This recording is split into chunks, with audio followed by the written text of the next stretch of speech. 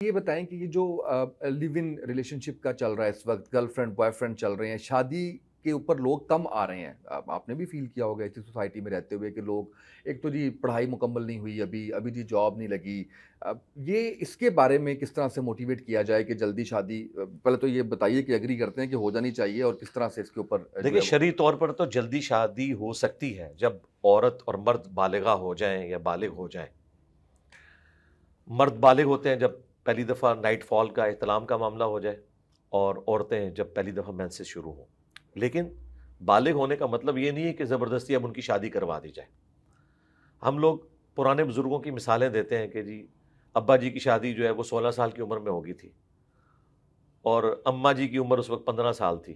تو پہلے 10-15 سال تو ایک دوسرے کو گالیاں نکالتے تھے. وہ کوئی مجھے آئیڈیل ریلیشن شپ نہیں دکھا سکتا کہ اتنی چھوٹی عمر میں شادی ہوئی ہو اور وہ آئیڈیل ریلیشن شپ رہا ہو. ٹھیک ہے، ماں باپ کی لڑائیاں بچپن سے ایسے لوگوں نے دیکھی ہیں، کیونکہ وہ میچورٹی کی عمر نہیں ہے نا. پھر کوئی دینی تعلیم بھی نہیں ہوتی تھی، اور اس قدر ایک گھٹن کا ماحول ہوتا تھا. وہ ماں باپ تو آج کے دور میں ایگزسٹ بھی نہیں کر سکتے جو آج کل لوگ تعلیم یافتہ ہیں. لہٰذا یہ کوئی ضروری نہیں ہے کہ آپ نے چھوٹی عمر میں ضرور شادی کرنی ہے. بالکل ٹھیک. میں تو اس چیز کے حق میں نہیں ہوں کہ چھوٹی عمر میں شادی کر دی جائے. آج کل ہماری بیسک نیڈز صرف 2 وقت کی روٹی نہیں ہے، اچھا لیونگ سٹینڈرڈ بھی ہے. بیسک نیڈز اس وقت اتنی مہنگی ہو چکی ہیں، خواہ وہ بجلی کا بل ہو، گیس کا بل ہو، مکان کا کرایہ ہو. اپنے ذاتی مکان تو بہت کم لوگوں کے پاس ہے. تو ان چیزوں کو میٹ کرنے کے لیے پاؤں پہ کھڑا ہونا ضروری ہے.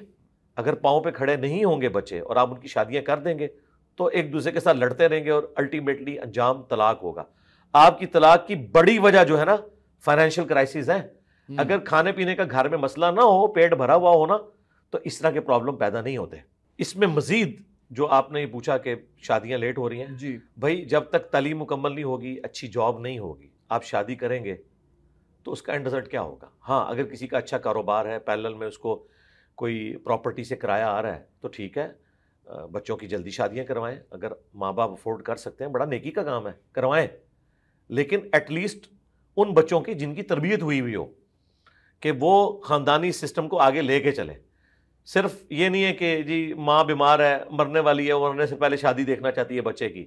ٹھیک ہے، پھر کئی بوڑھیاں تو جاتے جاتے دادیاں اور نانیاں بے جوڑ کے رشتے کر کے چلے جاتے ہیں. یہ بڑا ظلم ہے کہ ایک ان پڑھ کے متھے آپ مار رہے ہیں ایک پی ایچ ڈی خاتون کو، پڑھی لکھی خاتون کو. تو ان کے تو مینٹل ماڈلز ہی نہیں ملیں گے.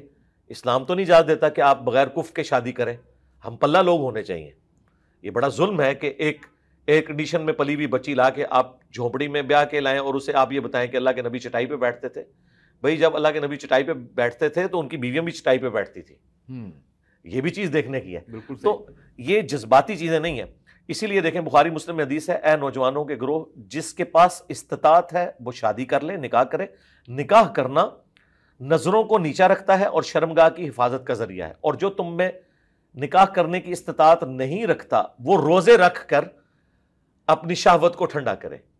اس میں امپلائیڈ ہے کہ یہاں پہ جو استطاعت ہے اس سے مراد اس کا مرد یا عورت ہونا نہیں ہے، فائنینشیل ہے. ہاں ورنہ تو یہ نہ کہا جاتا کہ وہ روزے رکھ کے شہوت کو ٹھنڈا کرے. تو یہ کہنا، یہ اکثر ایک جھوٹی آپ نے روایت سنی ہوگی کہ ایک غریب تھا، نبی علیہ السلام نے کہا شادی کر، وہ اور غریب ہو گیا. پھر کہا دوسری شادی کر، اور غریب ہو گیا. تیسری، جب چوتھی کی تو امیر ہو گیا. یہ بالکل جھوٹی گھڑی ہوئی روایتیں. اس طرح تو نہیں ہوتا دنیا میں، نہ اس طرح کی ترغیب دلائی گئی ہے. نبی علیہ السلام کے اگر آپ دیکھیں، آپ کی بیٹیوں کے حق میں آج کی اگر آپ کیلکولیشن کریں 15 سے 20 لاکھ روپے بنتا ہے سونے کے اعتبار سے. یہاں پہ حق میں رکھا ہوتا ہے 32 روپے 8 آنے، آج تک چل رہا ہے. تو بھائی اگر یہ اتنے بڑے بڑے حق میں آ رہے ہیں تو دیے ہیں نا لوگوں نے، اس طرح تو نہیں ہوا کہ نہیں دیے. ہاں اگر عورت خود چھوڑنا چاہتی ہے، کم رکھنا چاہتی ہے، اس کی اپنی مرضی ہے. عرب میں آج بھی لوگ کہتے ہیں عربی شادیاں بہت کرتے ہیں. سرکار دنیا میں مشکل ترین جو شادی ہے نا وہ عربیوں کی ہے. مرد رول جاتا ہے پوری زندگی پیسے جوڑ جوڑ کے، تب اس کی ایک شادی ہوتی ہے. وہ ساری کی ساری ریکوائرمنٹس اس نے پوری کرنی ہوتی ہے. اتنی عورت کی عزت اس حوالے سے ہے. باقی وہ جو شادی کے بعد ان کی ایک سختی والا پہلو ہے وہ عربیوں کا وہی ہے جو پٹھانوں کا ہے. کافی زیادہ انہوں نے اسٹرکٹ ماحول میں رکھا ہوتا ہے. لیکن شادی سے پہلے ان کا جو معاملہ ہے وہ بڑا مشکل ہے. یہاں تو شادیاں بہت آسان ہیں. تو یہ جو آپ کہہ رہے ہیں نا ایک ریلیشن شپ والا معاملہ، یہ بہت ایلیٹ کلاس کے اندر ہے. عام غریب آدمی کو تو 2 وقت کی روٹی نہیں مل رہی، اس نے کون سے ریلیشن اس طرح کے چلانے ہیں. جو لوگ دیندار ہیں وہ اپنی پاک بازی کی پوری کوشش کرتے ہیں, حفاظت کرتے ہیں. ہاں اب ایک بچہ نوکری لگ گیا, کمانا شروع ہو گیا, اب ماں باپ کہیں گے جی ہم پہلے 5 سال اس کی تنخواہیں کھائیں گے پھر اس کی شادی کریں گے. یہ ظلم ہے, غلط ہے. جس طرح وہ پاؤں پہ کھڑا ہوا ہے شادی کریں اور شادی کر کے اسے انڈیپینڈنٹ کرتے ہیں. ہاں کسی ضعیف حدیث میں بھی ساس سسر کا رشتہ نہیں آپ کو ملے گا. صحیح حدیث تو چھوڑ دیں, اس زمانے میں یہ ہوتا ہی نہیں تھا.